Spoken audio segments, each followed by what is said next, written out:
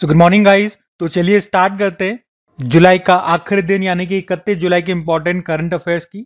तो आज का सबसे इंपॉर्टेंट प्रश्न ये रहा आपके सामने कि अभी हाल ही में एसएसबी सशस्त्र सीमा बल के महानिदेशक के रूप में भी किसे नियुक्त किया गया।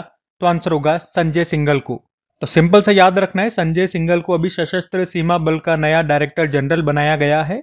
ये किनका स्थान ले रहे हैं? अमृत मोहन प्रसाद का स्थान ले रहे हैं, जिनका अभी कार्यकाल पूरा हो चुका है। ठीक है, तो कौन बन गए नए? संजय सिंघल बन गए हैं। सशस्त्र सीमा बल की बात करें तो ये भारत नेपाल और भारत भूटान सीमा पर हमारी रक्षा करते हैं। स्थापना की बात करें 15 मई 1963 1963 में इसकी स्थापना होती है। मुख्य रूप से जब स्थापना हुई थी उस समय इसका नाम विशेष सेवा निकाय रखा गया था और इसके पहले निदेशक बने थे बीएन मलिक। फिर 1966 में इसका नाम बदलकर विशेष सेवा ब्यूरो स्पेशल सर्विस ब्यूरो कर दिया गया और फाइनली 2003 में इसका नाम बदल करके सशस्त्र सीमा बल किया गया और जिसके अभी डायरेक्टर जनरल बन गए संजय सिंघल। अब इसी तरह से आज मैं आपको कुछ अपॉइंटमेंट्स रिवाइज करवाऊंगा। हमारी आर्म्ड फोर्सेस से ही संबंधित ये सारे प्रश्न मैं आपको अपॉइंटमेंट वाले रिवाइज करवा रहा हूँ, ध्यान से सुनना। जैसे कि सशस्त्र सीमा बल के डायरेक्टर जनरल बने Sanjay Singhal. Border Security Force के डायरेक्टर जनरल हैं दलजीत सिंह चौधरी। सीआरपीएफ के डायरेक्टर जनरल हैं ज्ञानेंद्र प्रताप सिंह। सीआईएसएफ के हैं Rajwinder Singh Bhatti. National Security Guard के हैं B Srinivasan. Special Protection Group के हैं आलोक शर्मा। आईटीबीपी के हैं राहुल रजगोत्रा। एनसीसी के हैं Gurbir Pal Singh. Indian coast guard के हैं परमेश शिवमणि। एनडीआरएफ के हैं पीयूष आनंद और अभी आरपीएफ की पहली महिला डायरेक्टर जनरल बनी है सोनाली मिश्रा। होम गार्ड के डायरेक्टर जनरल हैं एसबीके सिंह और असम राइफल्स के डायरेक्टर जनरल विकास लखेरा। नारकोटिक्स कंट्रोल ब्यूरो के डायरेक्टर जनरल अनुराग गर्ग और वैसे हमारे एयर चीफ मार्शल हैं अमरप्रीत सिंह। नेवल चीफ हैं नौसेना प्रमुख दिनेश कुमार त्रिपाठी और आर्मी चीफ हैं उपेंद्र द्विवेदी। ठीक है, तो ये सभी ध्यान में रखना। अगला प्रश्न देखते हैं। फिर अगले में पूछ रहे अभी हाल ही में भारतीय सेना ने उच्च तकनीक वाला अभ्यास ड्रोन प्रहार का आयोजन अभी किया। कहां पर किया? अरुणाचल प्रदेश में। तो अभी भारतीय सेना ने अरुणाचल प्रदेश के ईस्ट सियांग जिले में रायंग मिलिट्री स्टेशन पर एक उच्च तकनीकी सैन्य अभ्यास ड्रोन प्रहार का आयोजन किया है, जिसका उद्देश्य है ड्रोन तकनीक को युद्ध अभियानों में एकीकृत करना और उसकी प्रभावशीलता का परीक्षण करना। मतलब ड्रोन का हम जो ड्रोन टेक्नोलॉजी है उसका इस्तेमाल हम हमारे सेना में करेंगे और उसी का भी परीक्षण किया गया भारतीय सेना के द्वारा और इस अभ्यास का नाम है ड्रोन प्रहार अभ्यास। कहां पर? अरुणाचल प्रदेश, याद रखना। अब एक तरह से ये एक्सरसाइज है, मिलिट्री एक्सरसाइज। तो 2025 में जितने भी मिलिट्री एक्सरसाइज वाले प्रश्न हमने पढ़े वो सारे आपको मैं यहाँ पे रिवाइज कराता हूँ, ध्यान से सुनना। जैसे कि एक डेविल स्ट्राइक हमने पढ़ा था, भारतीय सेना और वायुसेना के बीच में हुआ था। ला पैरोस अभ्यास, ये बहुपक्षीय अभ्यास है, यानी कि बहुत सारे देश हिस्सा लेते हैं, भारत ने भी लिया। आयोजन किया था फ्रांस ने। कहां पर? मलक्का सुंडा लोम्बेक जलडमरू मध्य यानी कि स्ट्रेट में। एक्यूवेरिन अभ्यास भारत मालदीव के बीच में हुआ, मालदीव में। ट्रोपेक्स अभ्यास भारतीय सेना वायुसेना और भारतीय तटरक्षक बल के बीच में हुआ है, सागर में। साइक्लोन अभ्यास इजिप्ट और भारत के बीच में हुआ, राजस्थान में। विंग्ड राइडर अभ्यास भारतीय सेना और वायुसेना के बीच में हुआ, पूर्वी कमान में। कोमोडो अभ्यास, ये भी बहुपक्षीय अभ्यास है, भारत ने हिस्सा लिया। इंडोनेशिया ने आयोजन किया, बाली इंडोनेशिया में। सागर कवच अभ्यास इंडियन कोस्ट गार्ड ने आयोजन किया, पश्चिम बंगाल में। जल थल रक्षा अभ्यास ये हुआ भारतीय सेना तटरक्षक बल और समुद्री पुलिस के बीच में, बेट द्वारका गुजरात में। और सी ड्रैगन अभ्यास भारत इसमें शामिल हुआ, अमेरिका ने आयोजन किया, पश्चिम में प्रशांत महासागर में गुआम तट पर। डेजर्ट हंट अभ्यास इंडियन एयरफोर्स ने आयोजन किया, जोधपुर राजस्थान में। खंजर अभ्यास भारत किर्गिस्तान के बीच में हुआ, बिश्केक किर्गिस्तान में। वरुण अभ्यास भारत फ्रांस के बीच में हुआ, अरब सागर में। कॉर्पेट और बोंगो सागर अभ्यास भारत और बांग्लादेश के बीच में हुआ, बंगाल की खाड़ी में। धर्मा गार्जन अभ्यास भारत जापान के बीच में हुआ, जापान में। अकीमे अभ्यास नेवल एक्सरसाइज है, पहली बार हुआ ये भारत और 10 अफ्रीकी देशों के बीच में, हिंद महासागर में। भारत और तंजानिया ने मिलकर के इसका आयोजन किया। प्रचंड प्रहार अभ्यास तीनों सेनाओं के बीच में हुआ, अरुणाचल प्रदेश में। इंदिरा अभ्यास भारत और रशिया के बीच में हुआ, चेन्नई तट पर, बंगाल की खाड़ी में। इनक्योस अभ्यास भारत ने हिस्सा लिया, ग्रीस ने आयोजन किया, ग्रीस में ही। टाइगर ट्रैम्प अभ्यास भारत अमेरिका के बीच में हुआ, विशाखापत्तनम और बंगाल की खाड़ी में। डस्टलिक एक्सरसाइज भारत उज्बेकिस्तान के बीच में हुआ, पुणे में। डेजर्ट फ्लेक अभ्यास भारत ने हिस्सा लिया, यूएई ने आयोजन किया, यूएई में। तालिस्मैन साब्र अभ्यास इसमें भी भारत ने हिस्सा लिया, ऑस्ट्रेलिया ने आयोजन किया था, ऑस्ट्रेलिया और पापुआ न्यू गिनी में। और एक हुआ था ये मानवीय सहायता और आपदा राहत अभ्यास नेवल एक्सरसाइज है भारत मालदीव के बीच में हुआ मालदीव में। खान क्वेस्ट अभ्यास, ये भी बहुपक्षीय अभ्यास है, भारत ने हिस्सा लिया, मंगोलिया ने आयोजन किया था उलन बटोर मंगोलिया में। एक नोमैडिक एलिफेंट अभ्यास भारत और मंगोलिया के बीच में हुआ उलन बटोर मंगोलिया में। टाइगर क्लो अभ्यास पहली बार हुआ, एयर एक्सरसाइज है भारत और अमेरिका के बीच में उत्तर भारत में। शक्ति अभ्यास भारत और फ्रांस के बीच में हुआ, फ्रांस के ला कैवेलरी में। उसके अलावा अभी जामाता अभ्यास हमने पढ़ा था, भारत और जापान के कोस्ट गार्ड्स के बीच में हुआ चेन्नई में। और अभी सिम्बेक्स अभ्यास ये भारत और सिंगापुर के बीच में हुआ सिंगापुर में। अच्छा, अभी सिंगापुर के साथ अभी लेटेस्ट अभी कुछ दिन पहले एक और एक्सरसाइज हमने किया था, तो आप बताइए वो कौन सा एक्सरसाइज है और वो कहाँ पर किया था। ठीक है, हम अगला प्रश्न देखते हैं। फिर अगले में पूछ रहे हैं, हाल ही में किस राज्य ने अटल मोहल्ला क्लिनिक का नाम बदलकर mother Teresa advance health clinic कर दिया? तो आंसर होगा झारखंड।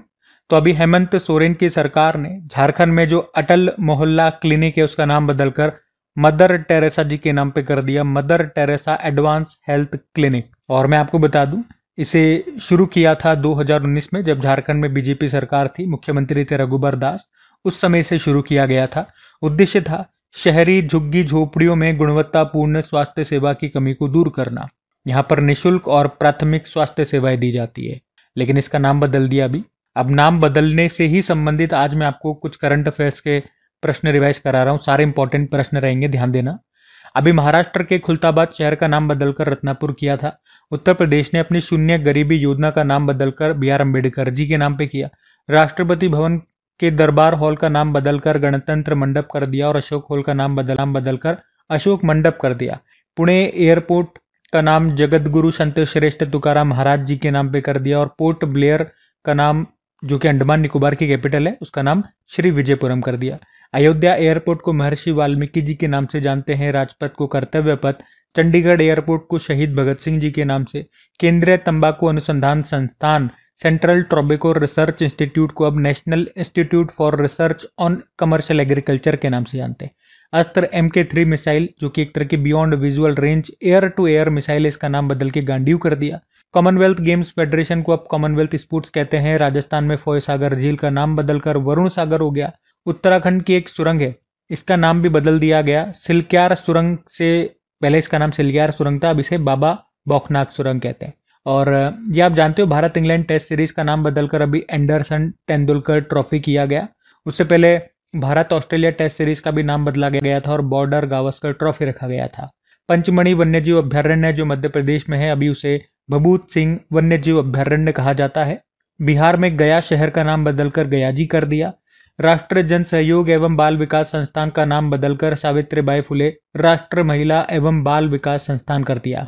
उसके अलावा भी मुंबई में एक पुराना कार्नेक ब्रिज है, उसका नाम भी बदल के सिंदूर ब्रिज कर दिया। ठीक है, तो ये सारे इंपॉर्टेंट प्रश्न मैंने आपको रिवाइज कराया, लगभग 19-20 प्रश्न है नेम चेंज से संबंधित, ध्यान में रखना। अगला प्रश्न देखते हैं। फिर अगले में पूछ रहे कि अभी 30 जुलाई 2025 को निसार उपग्रह को किसने लॉन्च किया? तो आंसर होगा भारत ने। निसार मतलब क्या हो गया? NASA ISRO synthetic aperture radar. तो जो अमेरिका की स्पेस एजेंसी है नासा और भारत की इसरो, इन दोनों का ये संयुक्त पृथ्वी अवलोकन उपग्रह है, यानी कि अर्थ ऑब्जर्वेशन सैटेलाइट है, और इसे पृथ्वी की विभिन्न प्रक्रियाओं और प्राकृतिक खतरों का अध्ययन करने के लिए डिजाइन किया गया है। और अभी इसे कल ही 30 जुलाई को ही लॉन्च कर दिया गया। कहां से? श्रीहरिकोटा के सतीश धवन अंतरिक्ष केंद्र से। किस रॉकेट से जरूर पूछेंगे एग्जाम में, GSLV F-16 नाम याद रख लेना। इसका वजन है 2392 किलोग्राम। इसमें 2 रडार लगे हैं, एक है L बैंड, ये नासा का है, और S बैंड ये इसरो का है, ये भी ध्यान रखना। और ये पृथ्वी की सतह पर सूक्ष्म परिवर्तनों का भी सटीक पता लगाने में सक्षम है। और ये आप कह सकते हो दुनिया का सबसे महंगा अर्थ नेविगेशन सैटेलाइट है, जिसकी लागत है 13,000 करोड़ रुपए। तो निसार को कई बार हम पढ़ चुके हैं, ऐसी बात नहीं पहली बार पढ़ रहे हैं, लेकिन फाइनली अभी से लॉन्च कर दिया गया। अच्छा, अब यहाँ पे मैं आपको स्पेस से ही संबंधित कुछ प्रश्न रिवाइज करवा रहा हूँ, ये सारे इंपॉर्टेंट प्रश्न है, ध्यान देना। अभी नासा ने पंच मिशन लॉन्च किया था। ये मिशन सूर्य की बाहरी परत और उससे निकलने वाली सौर हवाओं के रहस्य को पता लगाएगा। नासा ने अभी lunar trail blazer orbiter mission भी लॉन्च किया था, जिसका उद्देश्य है चांद पर पानी की खोज करना। और असम ने देश का या असम देश का पहला राज्य है जिसके पास अपना खुद का सैटेलाइट है जिसका नाम है असम सेट। अंतरिक्ष यात्री सुनीता विलियम्स जब वहां पर अटक गई थी इंटरनेशनल स्पेस स्टेशन में, तो उनको और उनके साथी हैं बुच विल्मोर, उनको कितने दिनों के बाद वहां से वापस लेकर के आए थे धरती पे? 286 डेज। पूरा ब्यौरा मैंने यहाँ पे लिख रखा है। वो गए थे बोइंग के स्टार लाइनर स्पेस क्राफ्ट से, वहां पे अटक गए थे और वापस लेकर के आए स्पेस एक्स के क्रू 9 मिशन के तहत उनको वापस लाया गया। चीन ने किसके सहयोग से 12,900 किलोमीटर का अंतर महाद्वीपीय ultra secure quantum satellite link स्थापित किया था? साउथ अफ्रीका के सहयोग से। और जो चाइना है ये कोल्ड सीप नाम से डीप सी स्पेस स्टेशन बनाएगा। कहाँ पे? दक्षिण चीन सागर में 2000 मीटर की गहराई में। एक्सियोम स्पेस का सीईओ बनाया गया था एक भारतीय है, भारतीय मूल के आप कह सकते हो, तेजपाल भाटिया को। 12वें वैश्विक अंतरिक्ष अन्वेषण सम्मेलन 2025 का आयोजन ये हुआ भारत में नई दिल्ली में। स्पेस इंडस्ट्रियल पॉलिसी को मंजूरी देने वाला तीसरा राज्य बना था तमिलनाडु। पहले दो हैं कर्नाटक और गुजरात। उसके अलावा इंडियन स्पेस पॉलिसी 2023 की हम बात करते हैं तो केंद्र सरकार ने 2023 में इंडियन स्पेस पॉलिसी 2023 को जारी किया था ताकि स्पेस इकोसिस्टम को विकसित किया जा सके। और अभी हमने पढ़ा था, ये इंपॉर्टेंट प्रश्न है, इंटरनेशनल स्पेस स्टेशन पर जाने वाले पहले भारतीय बने कौन? शुभांशु शुक्ला, जो रहने वाले उत्तर प्रदेश के हैं, एक्सियोम मिशन 4 के तहत। और आप यूं भी कह सकते हो कि 1984 में राकेश शर्मा के बाद अंतरिक्ष में जाने वाले वो दूसरे भारतीय हैं। अंतरिक्ष में जाने वाले दूसरे भारतीय, लेकिन इंटरनेशनल स्पेस स्टेशन में जाने वाले पहले भारतीय हैं। ठीक है, तो स्पेस से ही संबंधित ये कुछ और प्रश्न मैंने आपको रिवाइज कराया, ध्यान में रखना। अगला प्रश्न देखते हैं। फिर अगले में पूछ रहे हैं हाल ही में विश्व बाघ दिवस वर्ल्ड टाइगर डे ये कब मनाया गया? तो आंसर होगा 29 जुलाई को। तो हर साल 29 जुलाई को वर्ल्ड टाइगर डे के रूप में मनाया जाता है। मनाने का उद्देश्य बाघ संरक्षण के लिए जागरूकता बढ़ाना। अच्छा, 29 जुलाई को ही क्यों? क्योंकि 29 जुलाई 2010 को सेंट पीटर्सबर्ग रशिया में पहला ग्लोबल टाइगर समिट हुआ था और इसी मौके पर या यहीं पर एक घोषणा पत्र भी अपनाया गया था। उसमें कहा गया था कि 2022 तक बाघों की संख्या को दोगुना करना है। तो इसीलिए 29 जुलाई को ये दिवस हम मनाते हैं। और वैसे मैं आपको बता दूं कि भारत में वर्तमान में कितने टाइगर रिजर्व हैं? तो 58 हैं। अभी 58 नंबर का कौन सा बना था? माधव टाइगर रिजर्व, जो मध्य प्रदेश में है। और पहला टाइगर रिजर्व हमारा कौन सा है? जिम कॉर्बेट टाइगर रिजर्व, जो उत्तराखंड में है, 1973 में बना था। बाकी लास्ट वाला मैंने आपको बता दिया, लेटेस्ट है ये। उससे पहले 57 नंबर का रातापानी टाइगर रिजर्व एमपी, 56 का गुरु घासीदास टाइगर रिजर्व छत्तीसगढ़ और 55 नंबर का धौलपुर करौली टाइगर रिजर्व राजस्थान का बना था। अच्छा, भारत में सबसे ज्यादा टाइगर मिलेंगे आपको कहाँ पे? मध्य प्रदेश में। कितने? 785। और भारत में टाइगर प्रोजेक्ट कब शुरू हुआ था? 1973 में। अच्छा, हमारे जो पर्यावरण मंत्री है ना भूपेंद्र यादव, अभी उन्होंने ही कहा है कि भारत में टोटल 3682 बिग कैट्स हैं। बिग कैट्स में सभी आ गई, टाइगर, लायन, जगुआर, पैंथर, ये सब आ गया।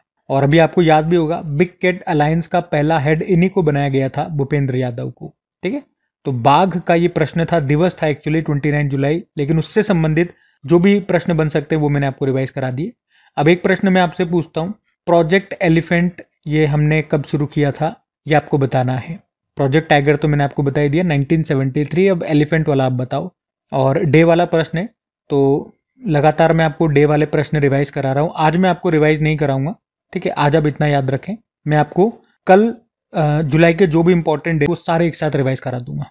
ठीक है, तो अभी अगले प्रश्न की ओर बढ़ते हैं। फिर अगले में पूछ रहे हैं क्या?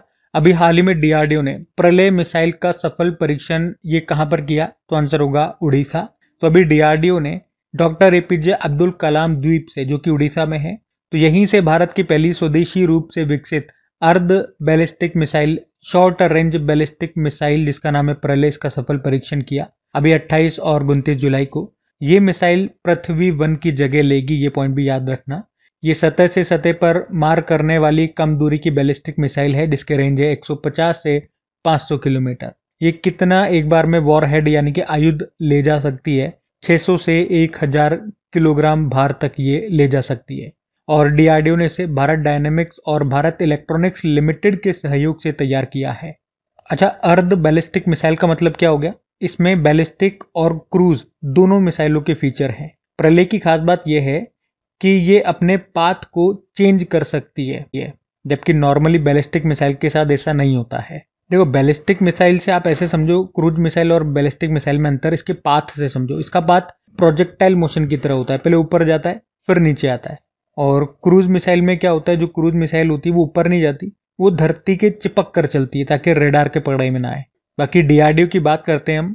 देखो डीआरडीओ मतलब क्या हो गया, Defence Research and Development Organisation, स्थापना होती है 1958 में। हेडक्वार्टर नई दिल्ली, चेयरमैन है समीर वी कामत, पहले चेयरमैन इसके दौलत कोठारी थे। मोटो होता है strength, origin is in knowledge. ठीक है, अगले प्रश्न की ओर बढ़ते हैं।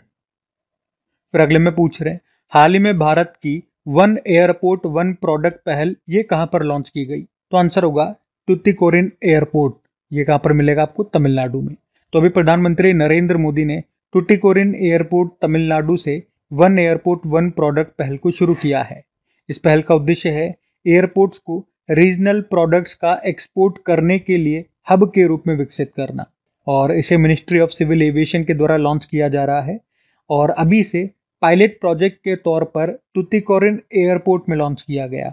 अगर ये इनिशिएटिव सफल रहता है तो इसे पूरे देश के हवाई अड्डों में शुरू किया जाएगा। तो होता क्या है इसमें सबसे पहले एयरपोर्ट्स को चुना जाता है, फिर उस एयरपोर्ट के आसपास के क्षेत्र में जो सबसे मेन प्रोडक्ट्स होता है उसको चुना जाता है एयरपोर्ट्स में। और एयरपोर्ट में ही infrastructure, cold storage, packaging facility को डेवलप किया जाता है, फिर उस प्रोडक्ट को दुनिया भर में लॉन्च किया जाता है। तो ये है वन एयरपोर्ट वन प्रोडक्ट पहल, जिसकी शुरुआत अभी की गई टुटिकोरिन एयरपोर्ट, जो आपको मिलेगा तमिलनाडु में। अच्छा, कुछ एयरपोर्ट्स मैं आपको करा रहा हूँ, ये याद रखना। अयोध्या एयरपोर्ट, जिसका नाम बदल के महर्षि वाल्मीकि जी के नाम पे हो गया। मोपा एयरपोर्ट जो गोवा में है, अब उसे मनोहर पारिकर एयरपोर्ट कहते हैं। वीर सावरकर एयरपोर्ट, ये आपको मिलेगा अंडमान निकोबार में। अंडमान निकोबार की कैपिटल पोर्ट ब्लेयर, वैसे पोर्ट ब्लेयर का नाम बदलकर अभी श्री विजयपुरम हो गया। चंडीगढ़ एयरपोर्ट का नाम शहीद भगत सिंह जी के नाम पे हो गया। सुभाष चंद्र बोस एयरपोर्ट, ये कोलकाता में है। लाल बहादुर शास्त्री एयरपोर्ट वाराणसी में है। जेवर एयरपोर्ट नोएडा में। Baba Sahab Ambedkar Airport Nagpur. Kempegowda Airport Bengaluru. Chaudhary Charan Singh Airport Lucknow. Jayaprakash Narayan International Airport Patna Bihar. और अभी पुणे एयरपोर्ट का नाम बदलकर जगत गुरु संत श्रेष्ठ तुकाराम महाराज जी के नाम पे कर दिया। ध्यान रखना ये सब। अगला प्रश्न देखते हैं। अच्छा, आप लोग मुझे एक प्रश्न का उत्तर देते जाओ कि हमारे जो सिविल एविएशन मंत्री है, नागरिक उड्डयन मंत्री, उनका नाम क्या है? बताओ। हम अगला प्रश्न देखते हैं अब। फिर अगले में पूछ रहे, अभी हाल ही में बुद्ध सम्यक दर्शन संग्रहालय और स्मारक स्तूप का उद्घाटन कहां पर किया गया? तो आंसर होगा बिहार। तो अभी बिहार के वैशाली जिले के वैशालीगढ़ में बुद्ध सम्यक दर्शन संग्रहालय और स्मृति स्तूप का उद्घाटन किया गया। उद्घाटन किया किसने? बिहार के मुख्यमंत्री नीतीश कुमार ने। ये 72 एकड़ भूमि पर बना है। लागत आई इसको बनाने में लगभग 550 करोड़ रुपए। और इस स्तूप का निर्माण पूरी तरह से राजस्थान के गुलाबी पत्थरों के खंडों का उपयोग करके किया गया। मतलब राजस्थान से मंगाए गए गुलाबी पत्थर, उन्हीं से इसका निर्माण किया गया। और इसकी खास बात ये रही कि इन पत्थरों को आपस में जो भी चिपकाने वाली चीजें हैं, सीमेंट हो गया, ईंट हो गया या कंक्रीट, उसका उपयोग नहीं किया गया। और इसकी कुल ऊंचाई की बात करोगे तो विश्व प्रसिद्ध जो सांची स्तूप है उससे भी ये लगभग दोगुना है, यानी कि लगभग 33 मीटर इसकी ऊंचाई है।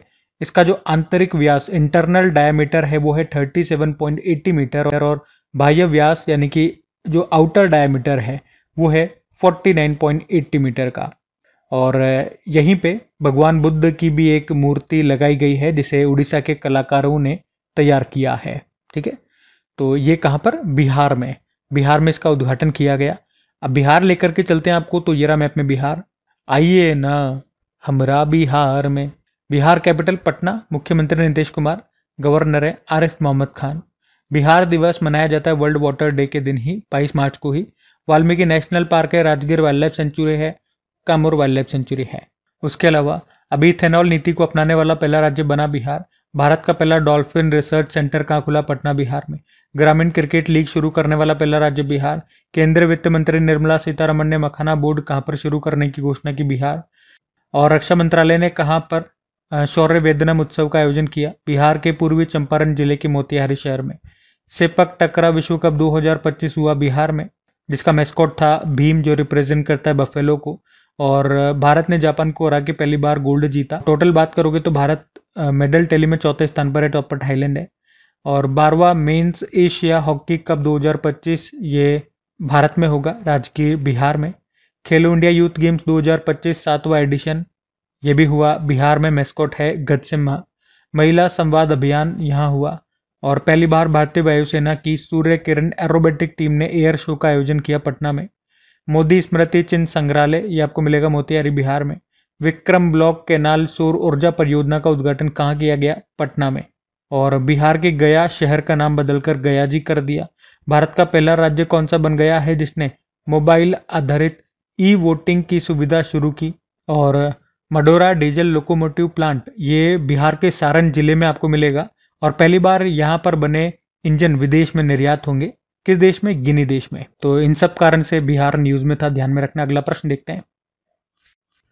फिर अगले में पूछ रहे, हाल ही में भारत के पहले हिंदी माध्यम के एमबीबीएस कॉलेज को किसने प्रारंभ करने की शुरू करने की घोषणा की? तो आंसर होगा मध्य प्रदेश। तो ये भारत का पहला हिंदी माध्यम में हिंदी मीडियम में एमबीबीएस कॉलेज होगा जो कि मध्य प्रदेश में खोला जाएगा। मध्य प्रदेश में भी कहाँ? जबलपुर में। और इसमें पढ़ाई से लेकर के परीक्षा तक सब कुछ हिंदी में ही होगा। और इस तरह से एमबीबीएस की पढ़ाई कराने वाला ये देश का पहला मेडिकल कॉलेज होगा। और इसका जो पहला सत्र है वो 50 सीटों के साथ 2027-28 में पहला सेशन इसका शुरू किया जाएगा। जबलपुर ये किस नदी के किनारे स्थित है? नर्मदा नदी के किनारे, ध्यान रखना। अगला प्रश्न देखते हैं। अच्छा, यहाँ पे हिंदी से ही संबंधित कुछ प्रश्न मैं आपको कराता हूँ। याद रखना, देश का पहला हिंदी साहित्य संग्रहालय ये आपको मिलेगा वाराणसी में। अंतर्राष्ट्रीय हिंदी दिवस होता है 10 जनवरी को। और हिंदी भाषा में साहित्य अकादमी पुरस्कार 2024 ये मिला था गगन गिल को, उनकी कविता में आई जब बाहर के लिए। राष्ट्रीय हिंदी दिवस होता है 14 सितंबर को। विश्व हिंदी सचिवालय मिलेगा मॉरिशस में। गुजरात सरकार ने भाषा संबंधी बाधाओं को दूर करने के लिए स्वर नाम से एक प्लेटफॉर्म भी लॉन्च किया था।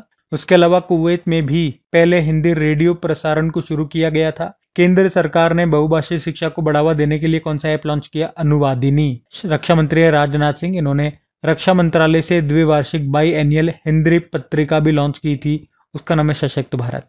अच्छा, हिंदी का पहला न्यूज़पेपर कौन सा था? उद्दंड मार्तंड, जिसे लॉन्च किया था जुगल किशोर जी ने 1826 में कलकत्ता से। ठीक है, तो हिंदी से संबंधित ये सभी क्वेश्चन हैं, ध्यान में रखना। अगला प्रश्न देखते हैं।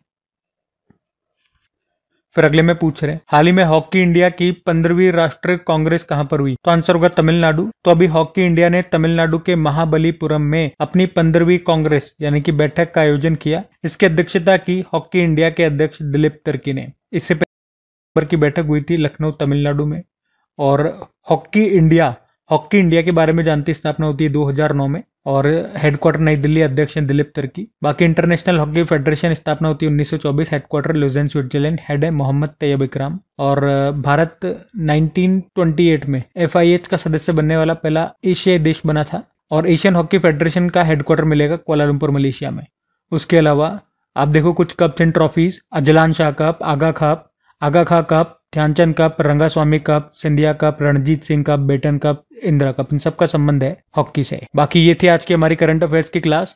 कमेंट करके जरूर बताइएगा सेशन आपको कैसा लगा। अच्छा लगा तो अपने दोस्तों के साथ में स्टडी ग्रुप में शेयर जरूर कीजिएगा।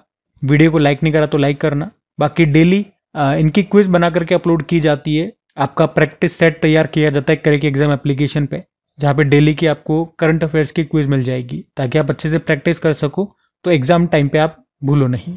इसके अलावा PDF टेलीग्राम पे मिल जाती है। टेलीग्राम और एप्लीकेशन दोनों का लिंक डिस्क्रिप्शन बॉक्स में है, या एप्लीकेशन को डायरेक्ट आप गूगल प्ले स्टोर से भी इंस्टॉल कर सकते हैं। बाकी चलो अभी कल के करंट अफेयर्स का क्विक रिवीजन कर लेते हैं और सेशन एंड करते हैं। तो कल पहला प्रश्न पूछा था 32वें फीसू वर्ल्ड यूनिवर्सिटी गेम्स 2025 का आयोजन हुआ कहाँ पर? जर्मनी में। फिर पूछा भारत की पहली AI पावर्ड आंगनबाड़ी ये कहाँ पर शुरू की गई? महाराष्ट्र। चर्चा में रहा ऑपरेशन महादेव का संबंध है जम्मू कश्मीर। संसद टीवी के CEO बन गए उत्पल कुमार। वीर परिवार सहायता योजना शुरू की नालसा ने। विश्व हेपेटाइटिस दिवस मनाया गया 28 जुलाई को। टेस्ट क्रिकेट में दूसरे सबसे ज्यादा रन बनाने वाले खिलाड़ी बन गए Joe Root. Belgium Grand Prix Formula 1 race को जीत लिया ऑस्कर पियास्त्री ने। और दुनिया का सबसे शक्तिशाली गैर परमाणु बम गजेप, इसको अभी पेश किया तुर्की ने। और आखिरी प्रश्न था RBI केंद्रीय बोर्ड में निदेशक कौन बनी है? तो आंसर होगा अनुराधा ठाकुर। चलो फिर कल का भी होमवर्क प्रश्न देख लेते हैं और सेशन एंड करते हैं। फिर आपसे पूछा किस राज्य के कुंभकोणम पान के पत्ते और थोवलाई फूल माला को GI टैग दिया गया? तो आंसर हो जाएगा तमिलनाडु। आप सभी ने प्रश्न का बिल्कुल सही उत्तर दिया। अब ये आज का आपका होमवर्क प्रश्न।